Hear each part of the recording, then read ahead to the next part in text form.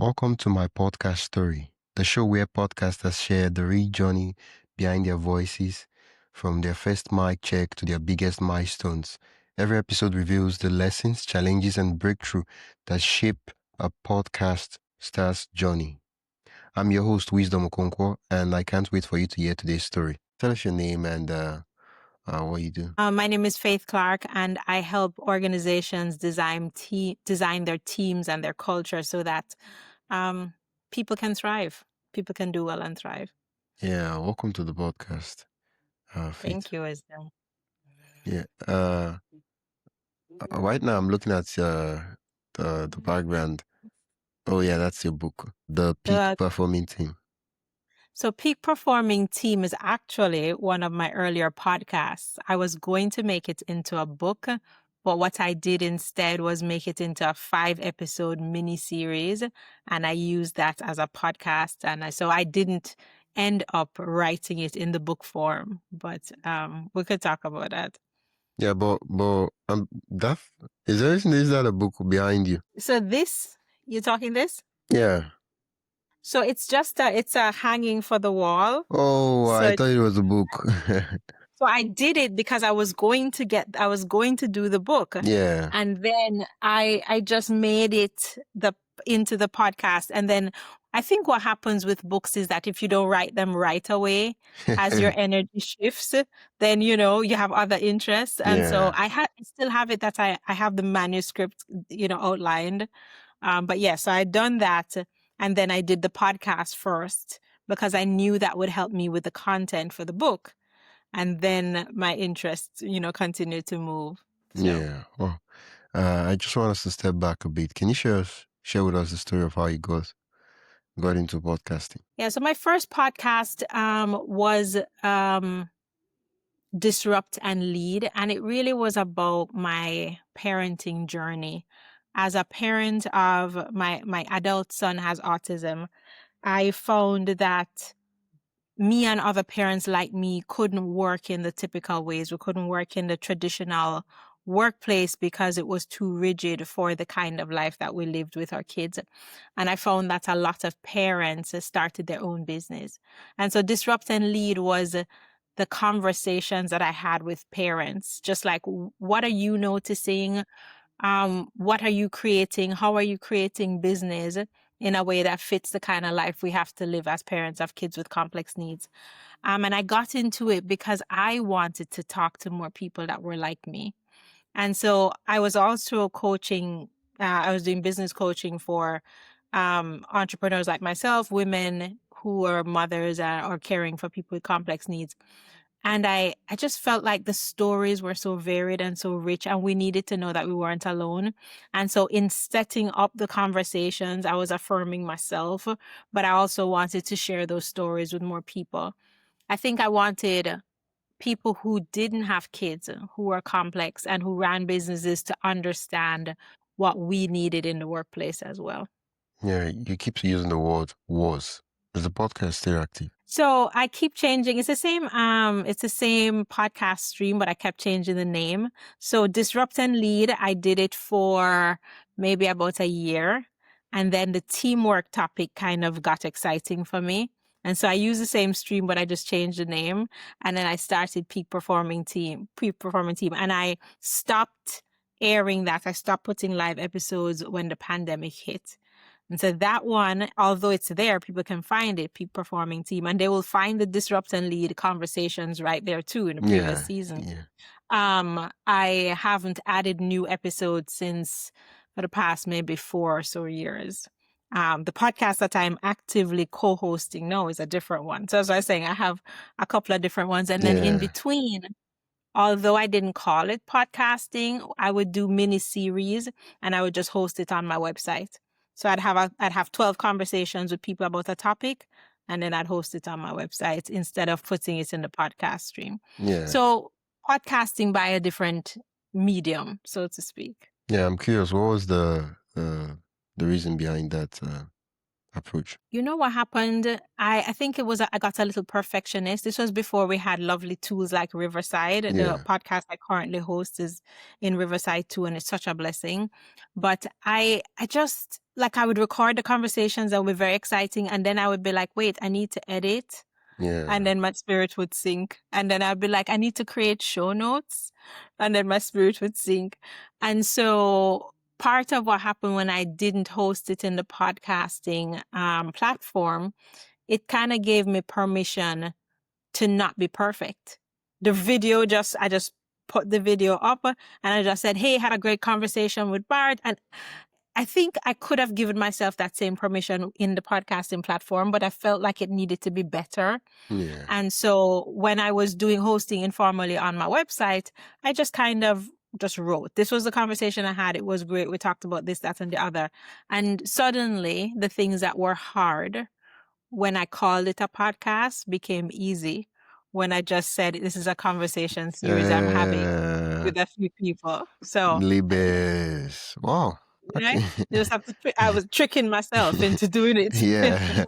Okay. Currently, you mentioned you have a lot of podcasts. Currently, um, how many active podcasts, including the one you're co-hosting? So right now I am in one active podcast, the Feminist Founders podcast I co-host with a colleague. And that podcast is in all platforms, but it's really a Substack subscription.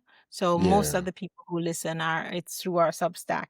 We have about 3,000 subscribers. Wow, that's a And then lot. we put out an episode each week depending on the topic. Yeah. Wow. Okay. Other than that podcast you co-host, is there any your own personal podcast where you're like, oh yeah, this is the one I just run on the side alone?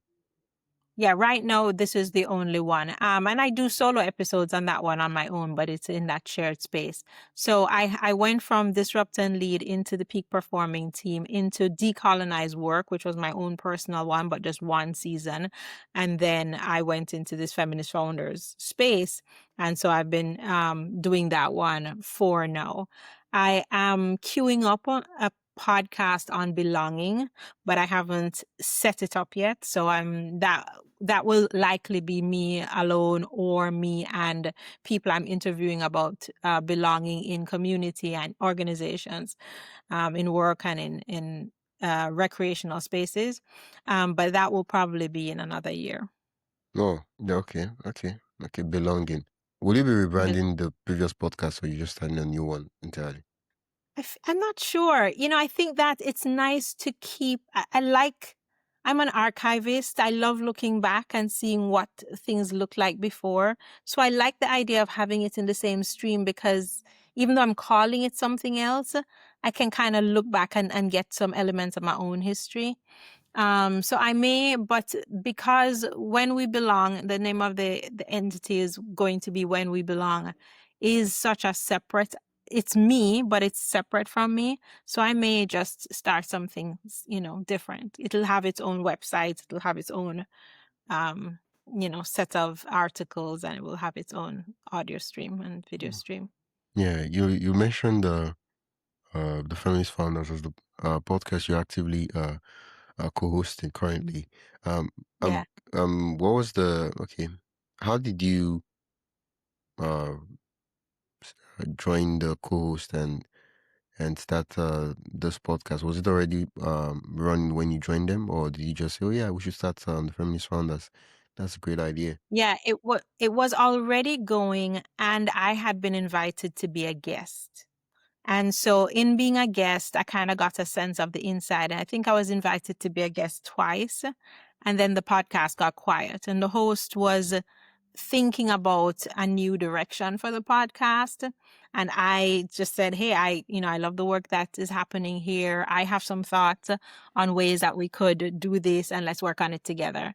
And so in kind of joining and collaborating on Feminist Founders, the community, then we framed the ideas about how we want to be as a community.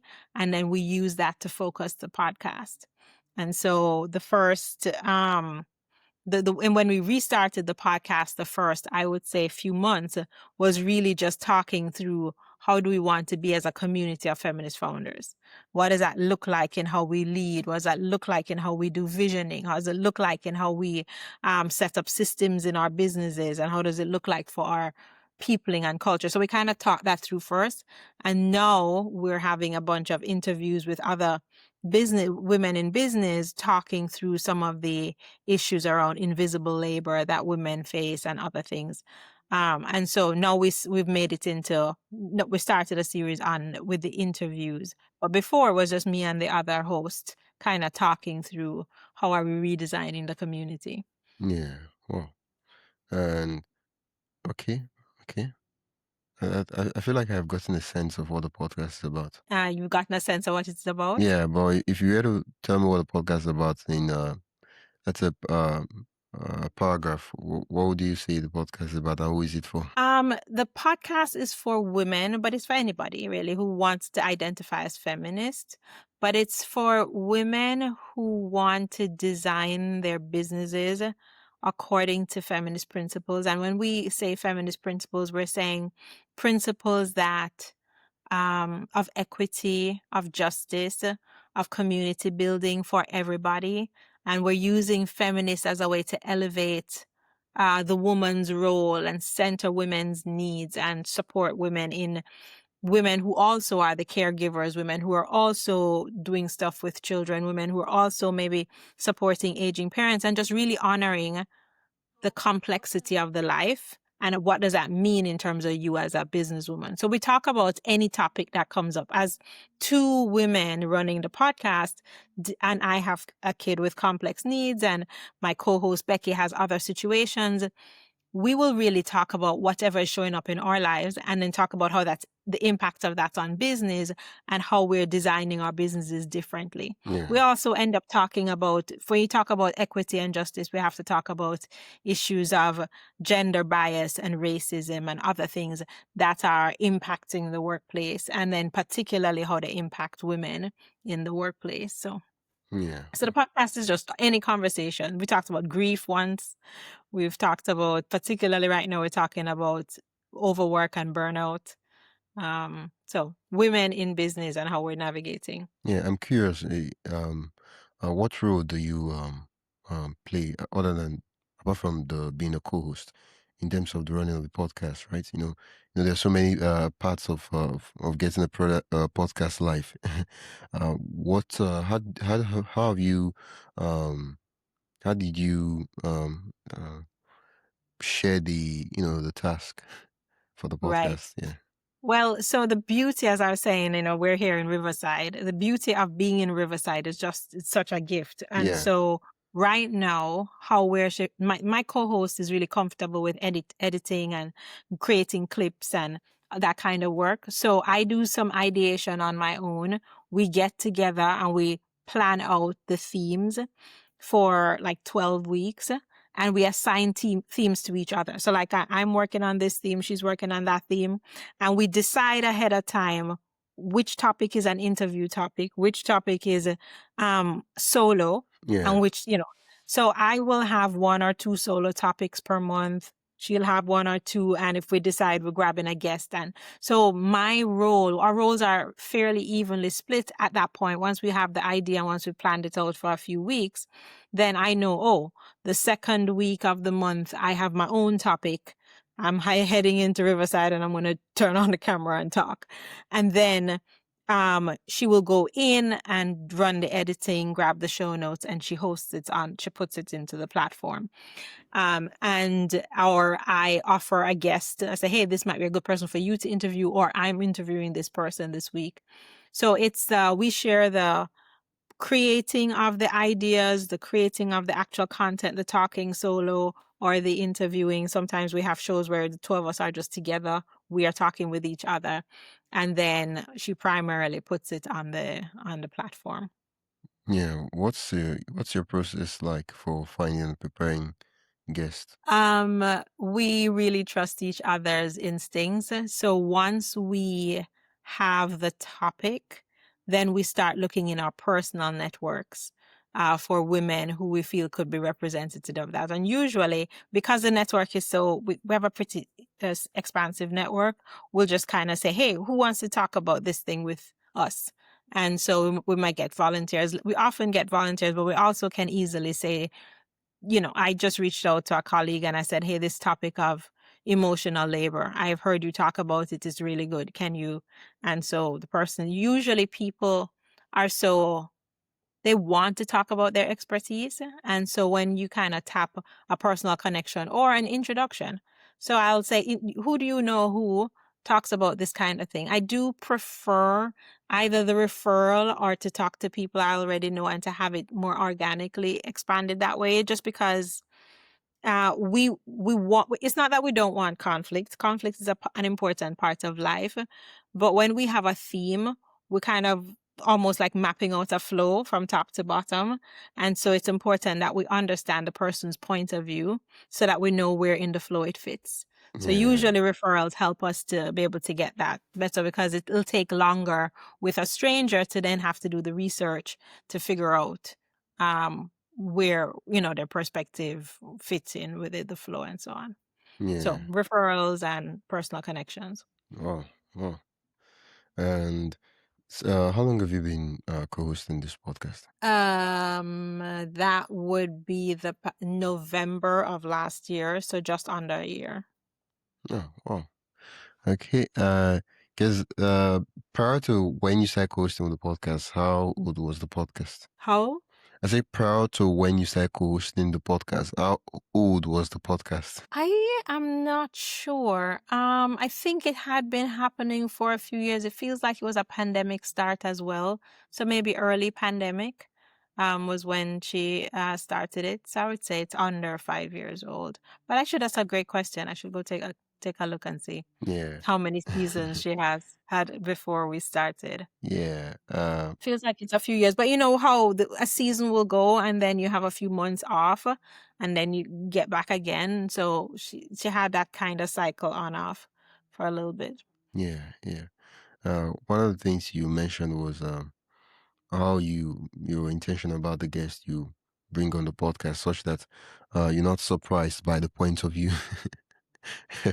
And you're like, oh no, this is what we expect. This is what we want. They're like, oh no, right? And I like that idea of a referral. So what you do is you reach out to people you know, and then you ask them, oh, do you know someone who has this and has this? And they're like, yeah, yeah, sure, I do. And I think also, whether it's people who have podcasts or people who are talking to people in their socials, because there are lots of people who don't have official podcasts, but they interview people in lives and on YouTube and that kind of thing. So I will ask people who I know are talking to people, but I'm asking people who are aligned with our mission and vision. So, I have a friend who has a business community, and on and off, she'll do little series on YouTube, but she knows a ton of people. And, Yeah, so I'll say, have you spoken to anybody recently who?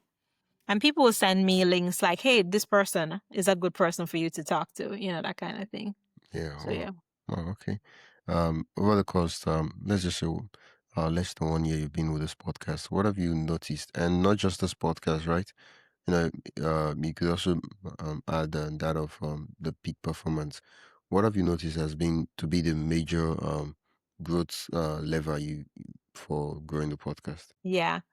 I think it's the consistency, and I struggle with consistency. So when the podcast is growing, like, for example, with Peak Performing Team, I had a system of audiograms. And so I dropped the audio in, created 2 minute clips, threw photos in almost like a little B-roll. So I'd Yeah, have those. Now Riverside does things like that for you quite easily with video. I'd create 2 minute clips. I would promote it. Just here, this is I talked to this person, had the person also share. But it was this intentional, hey, we're having this conversation. And then yeah, also repurposing the content. I was just on a podcast and I saw somebody do this and I thought it was really cool. They wrote an article from the transcript in my name. So it was at my article. And so they release all the promotional material and then they're releasing the article a week later. And so I'm the author of the article, but it's also attached to the podcast. I realized that the more you have guests who have enough of an audience that they're willing to share it, and the more personalized you can make those invitations to share. the better it is, the easier it is. I also will offer episodes to potential clients. So I'll say, hey, this topic that we just talked about in the intake or whatever, I might have a podcast episode, this thing on it. So some of the more famous episodes that I have were a client then shared it with their team and they used it for discussion and that kind of thing, but they're not going to stumble upon it. I have to say, this episode talks about this problem that we're Yeah. having. Yeah. So it's that kind of intentionality to point people to the solutions to the problems that they're facing that happens to be in your podcast. I think that shows it. I hear a lot that people say that frequency of episodes makes a difference. And I am not sure about that. I found that when we post episodes more than once a week, the listenership is lower than when we post once a week or every other week. And I don't know what to make of that. But it's like that last episode that you just did, it's like it needs a week or more for people to find it. And if you throw in another episode 2 days later, then it's like, so everybody gets a Yeah. little bit of views. So Yeah. I don't know what to think about that, but I also noticed that when I had taken a pause for a long time, the episode that was the last one got the most listens. Because when Yeah. the first thing people see, and I was like, was I posting too often? So anyway, that was also something that I thought about. But yeah, repurposing, being deliberate, sharing the content. Like with Feminist Founders, one of my clients needs a list of like some educational content for their staff on feminism.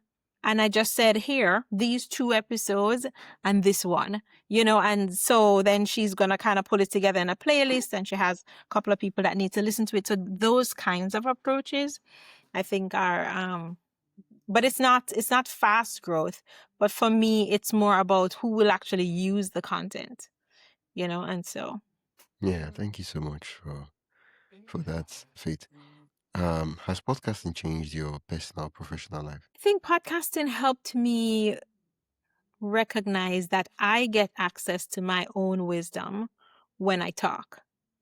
So whether that's me in my own podcast or me being interviewed, it's important for me to be talking about my point of view so that it's almost like I need to hear myself. Mm. And podcasting became a structured way because although I knew that, I wasn't disciplined enough to kind of be doing it. Yeah. But because I had the podcast and I was committed, like I'm going to do these number of episodes and whatever, uh, it helped me suppress some of the perfectionism, not all of it, just to go and say, what am I talking about today? And to just turn on the thing and just talk about it. And in talking about it, I'd be like, oh, that's what I really feel. This is probably a topic that's a pain point in the market right now, or whatever it is. It kind of created realizations for me to Yeah. carry forward to my clients. Yeah. Wow. Wow. Okay. A friend of mine said it this way. I'll say this and I'll Okay. be quick. That my job as a business owner, as a consultant, is to support my clients and to share my point of view. And thus the 2 things are my job. And I realize that it's been hard for me to create content because should I get somebody else to create it for me? Should I have a right?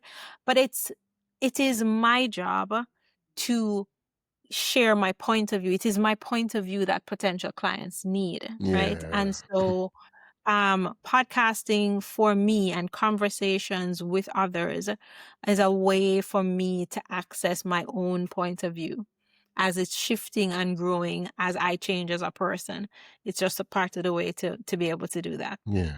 I get it now. Like a lot of the times, especially for podcast hosts, most of the time they're doing interviews. So what happens is that they really talk about their own story and their own perspective, and they just interviewing people, which there's nothing wrong with, but with that. But a lot of the times, people want to hear your own story.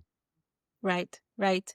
In my first podcast, I realized that I was hiding behind other people's stories. Yeah. It took me a while to realize, oh, that's what I'm doing. So in my second podcast, I deliberately had solo episodes mixed in because I was like, I have to invite myself into the conversation. I don't want to just be a host for other people. Quick break. Before we continue, I'd love to invite you to join the My Podcast Story newsletter. Each week, I share highlights from our guest stories, behind the scenes podcasting tips, and resources to help you grow your own show. You can sign up at mypodcaststory.com/join. That is mypodcaststory.com/join. Now, let's get back to the episode. Yeah. But I need to invite myself into the conversation. Yeah. Well, earlier on at the very beginning, you mentioned that you're publishing the episodes on your website. You didn't like to call it podcasting because if you call it podcasting, there was just this standard you had that podcast was supposed to look like, not knowing that a podcast can be anything you want it to be. This is Um, the truth. how is that project still going? Are you still publishing it or you stopped that? It's there. It's live on my website. When I was doing it, I was telling people that I was doing it, and each week I would, promote it in socials as I brought it out and put it on the website. Now it just kind of sits there, and every now and then, like on the anniversary of a particular episode, I might say, "Oh my goodness, look at this," and I kind of refresh it, and it's behind a landing page. So sometimes I'll say, hey, do you want to engage with this conversation? And I bring back the landing page and I use it for lead generation. And so I'm in a rebrand right now, and I'm planning to just focus three areas, individual work with teams, and work with organizations, and then just put each of the clusters of conversations behind each button. So as a way to just say, if you want to see my work, conversations with organizations, you can go over there. If you want to see my conversations with teams, come here. And people have, even in researching me, for me to be a podcast guest, they set of conversations on that are just on my website. It's like they went to it faster than they went through the hyperlink to the real podcast. Yeah. So I got to listen to a few of them, and that was kind of cool. Yeah. Wow.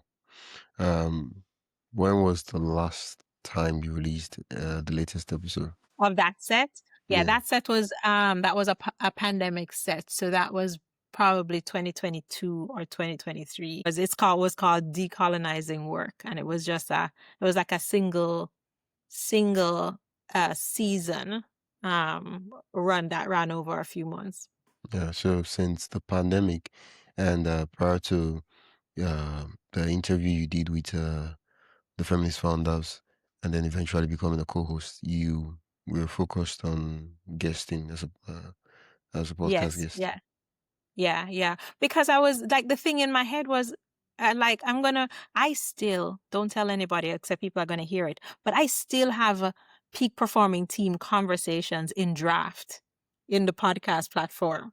Right. So the thing in my head was that, how can I start something new when I still haven't edited episodes that are there with conversations with people? So there is this thing that certainly for me, I have had to continue to push against, the kind of, will I be able to produce it? I will have a great conversation, but will I produce it in a way that's worthy of the conversation? And so Yeah. I didn't for a long time because I was just like, I'm going to sit down on it. I'm just going to leave it. So Yeah. Yeah. Wow. Story of a podcaster. but you know uh, what? I've noticed that it's not just me. Thank goodness. And it's not, I don't feel relieved to say that I've been recorded and then I don't see the episode any at all. I don't find it. Like I've searched like I saw your podcast, I looked it up and I don't find it. And it was just interesting for me to accept that we're all human, arguing with ourselves about our voice and visibility, trying to become organized enough to share our point of view and to let other people be seen. And some of us need support that we don't yet have. And so it was good for me to just recognize I'm not special in my struggle. to get it together for podcasting. And then, like I said, now that I see I've been using Riverside, I'm like, thank goodness something has come along that's can reduce that hill climb to production for a Yeah. person like me. Because I was at my first podcast, I was paying somebody to do show notes and stuff like that, and that became expensive. And so I think I realize I'm not alone, and lots of people who are thinking about podcasting or who are podcasting but are blaming themselves for not doing it as perfectly as their favorite podcast. To just know that there's a person who's going to stumble upon your point of view imperfectly said, and so it just to kind of let ourselves off the hook. Yeah. And when all fails, right, you always go back to one. It's my podcast. I That's right. can I can do whatever I like. It's my choice. I choose. Yeah, Yeah. yeah. Yeah. Yeah. Uh, I choose. what's the biggest mistake you've made in podcasting? The biggest mistake. It doesn't feel like a big mistake, but I mentioned it before. It was hiding behind guests. Just thinking that I didn't have enough to say. So I needed other people who were better at it or had more platform or whatever to say, to give me notoriety and to give me, to boost me up. Um, and I think that you don't get over the fear of visibility by keeping hiding. And this, we can hide behind our guests, so I think that was it was a learning opportunity for me to just recognize that even though I was having great conversations, it was just another way for me to not be seen. And so to design things in a way that's why I love co-hosting because I don't like doing things alone. I prefer to work with people. But in the co-hosting model, the fact that I have individual episodes and my co-host has individual episodes, and then we have the together episodes and we have guest episodes, that creates the compliment that I was like, yeah, that's nice, because then I can't hide. And people have found me on Podmatch and they said, we've been listening to you over at Feminist Founders and I wanted to reach out to you. But they've been able to hear my voice by myself because I'm doing my solo episodes. Yeah, And so I think I recognize that I was hiding, but I also need conversation. I really feel I enjoy a good conversation. So the model where I am by myself in a good conversation and with a guest has really been good for me. yeah. Well, I think most of the time it's more like, how people would, instead of doing the main thing, they would if they had a scary task to work on, they would clean their room and make sure everything was neat and spotless, which is a nice thing to do. But like any time of the day, it's nice to clean your room, right? That's not a bad thing. But you and I know that at that point in time, you're just doing that. So when people ask To you, avoid the other thing. yeah, yeah, what Mm-hmm. have you been doing? Oh, I've been working on cleaning the house and all that. And so when I eventually finish that, I would start to do this. And the thing about cleaning the house is that never gets finished.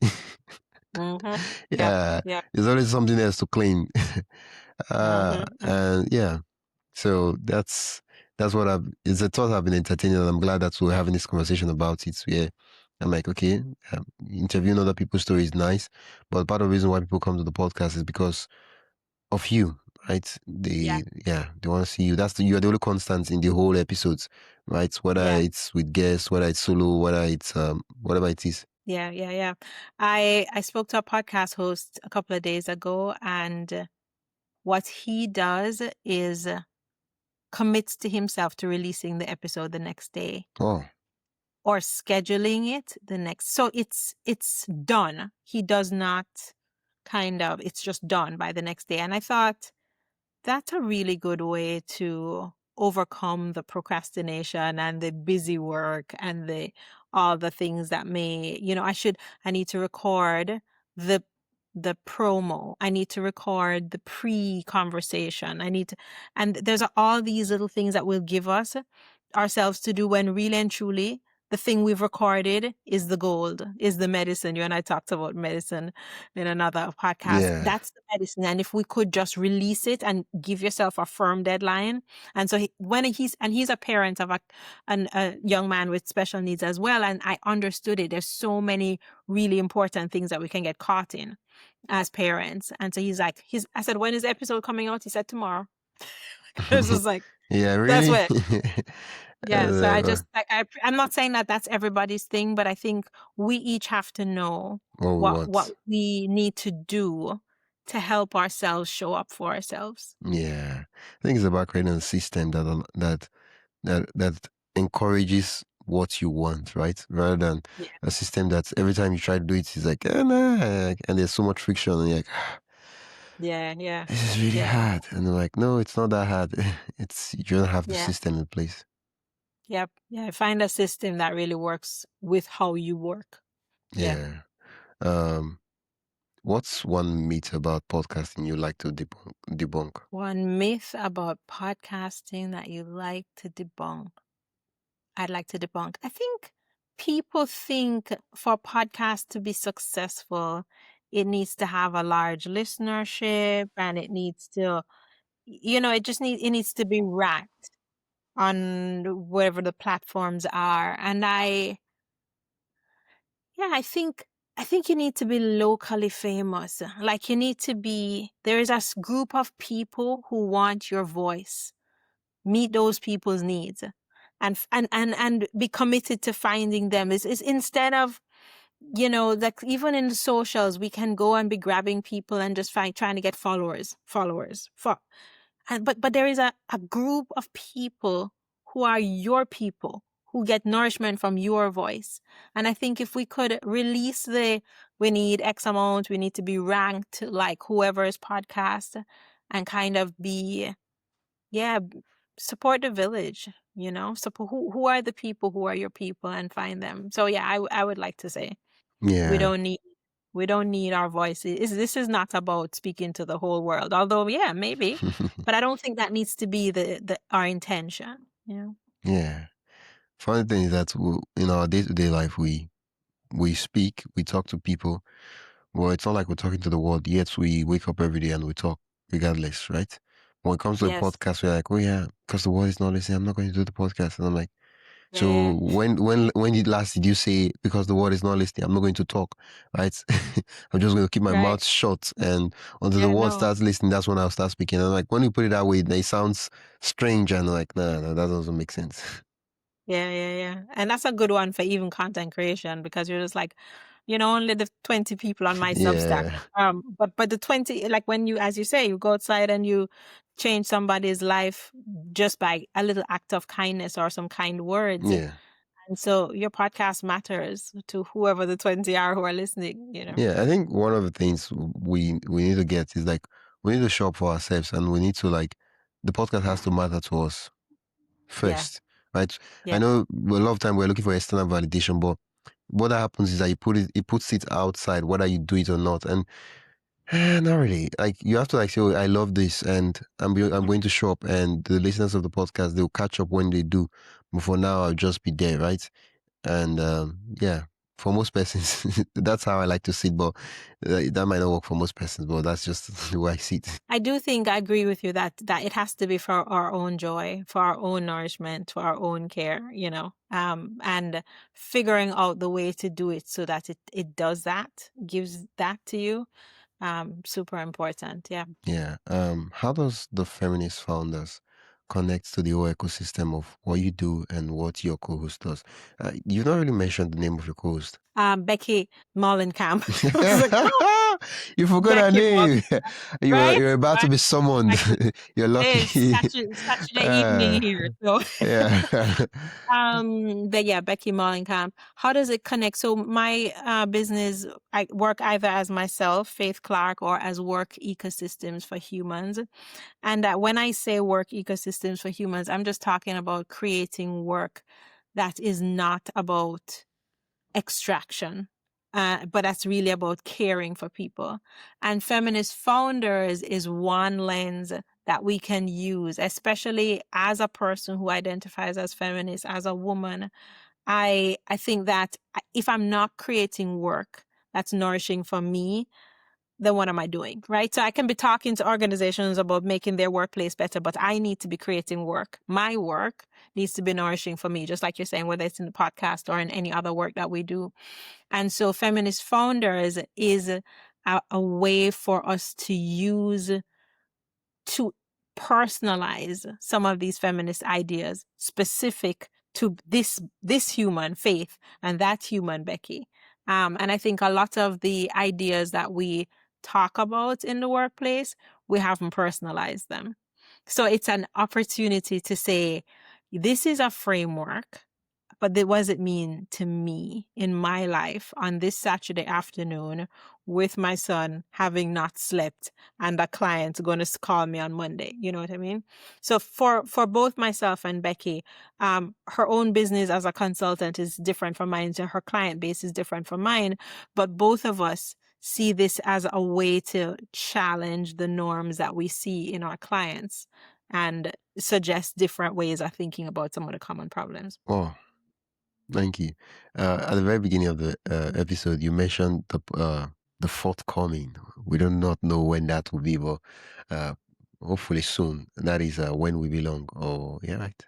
When we belong, Yeah, yeah. when we belong. And just to say that although I haven't published those episodes, I don't think I would publish the first set of episodes. I did 23 conversations. People Okay. wanted to talk about belonging, and I just recorded it, but I used it as a way to understand what belonging was and what people wanted. So the next phase is going to be the public phase. I committed to some amount of privacy. People said that we could use some of it for analysis, and some people were willing to share.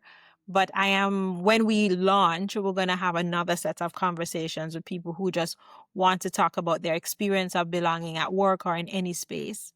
Um, but the fact that it was, wisdom, that we can say, hey, I'm looking for guests, or I want to talk about a thing, and crickets, you hear nobody.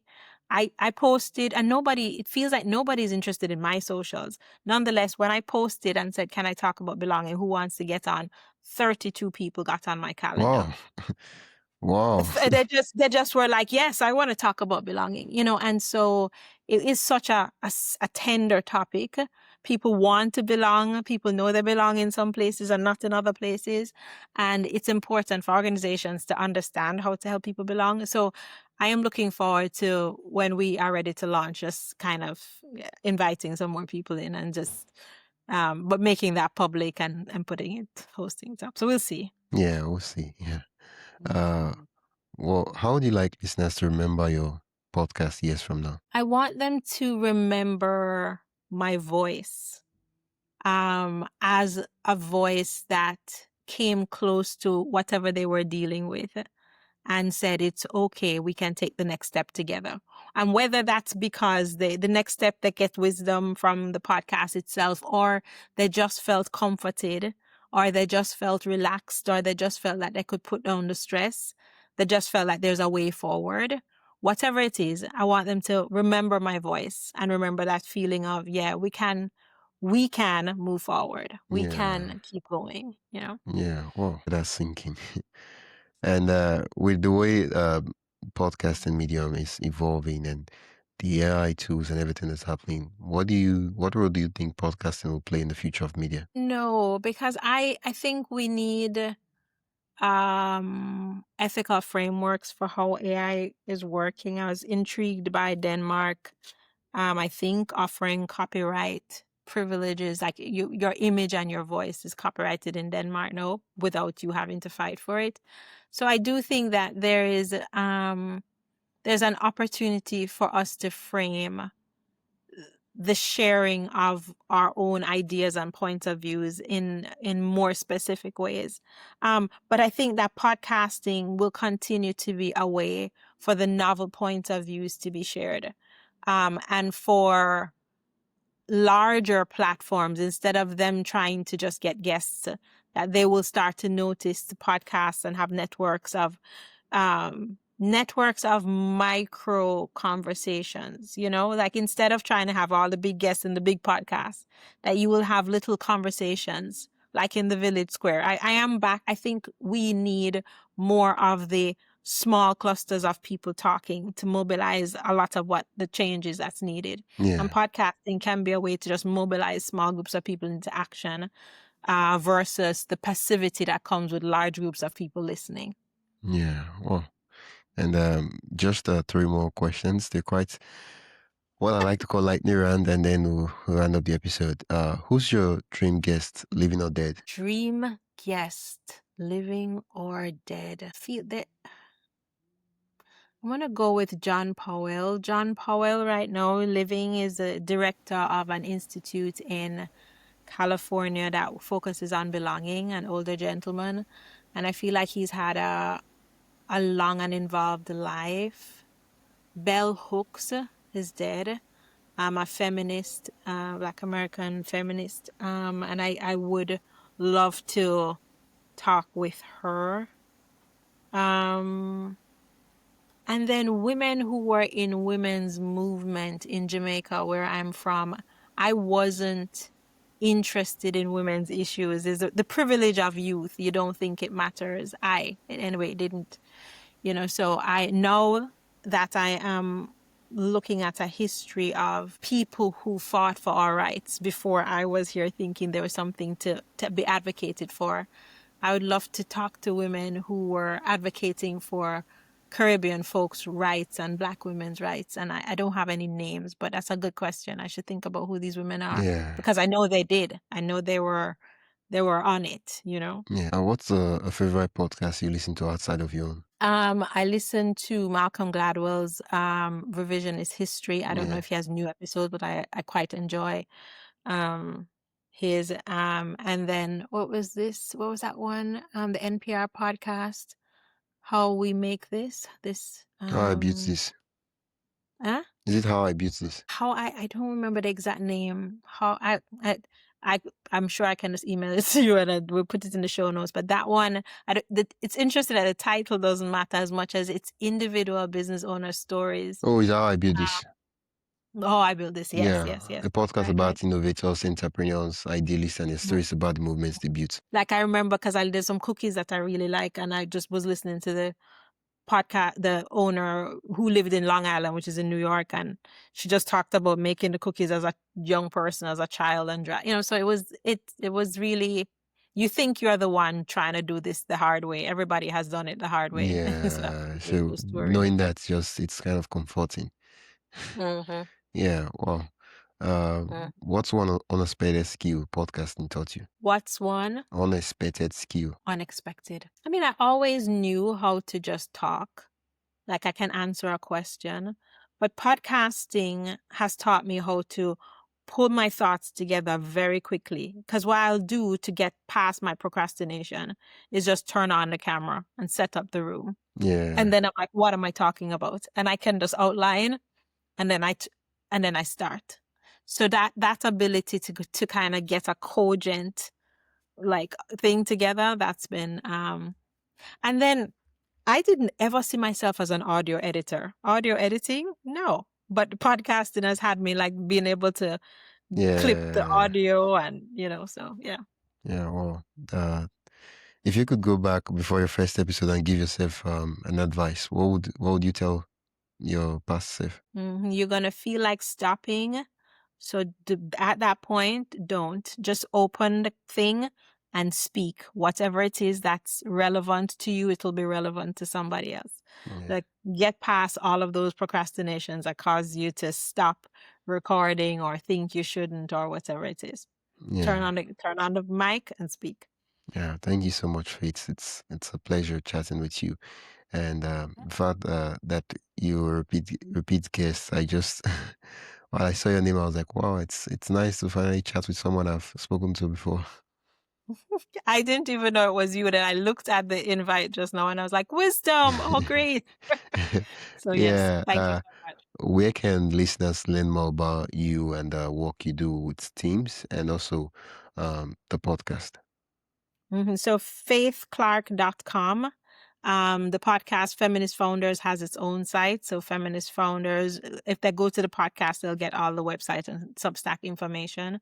And workecosystems.com. By the time this episode comes out, that website will be live as well. Okay. So workecosystems.com. Yeah, wow. Thank you so much. I'll put links in the show notes and in the description. It's been an Okay. absolute delight chatting with you, Faith. It was lovely talking with you as well, Wisdom. Take Yeah. care. That's it for today's episode of my podcast story. I hope you enjoyed listening to this journey as much as I enjoyed sharing it with you. If you found value in today's episode, make sure to subscribe and leave a review. It really helps others discover the show. And don't forget to join the newsletter at mypodcaststory.com/join for more stories and podcasting insights. Until next time, keep telling your story because someone out there needs to hear it.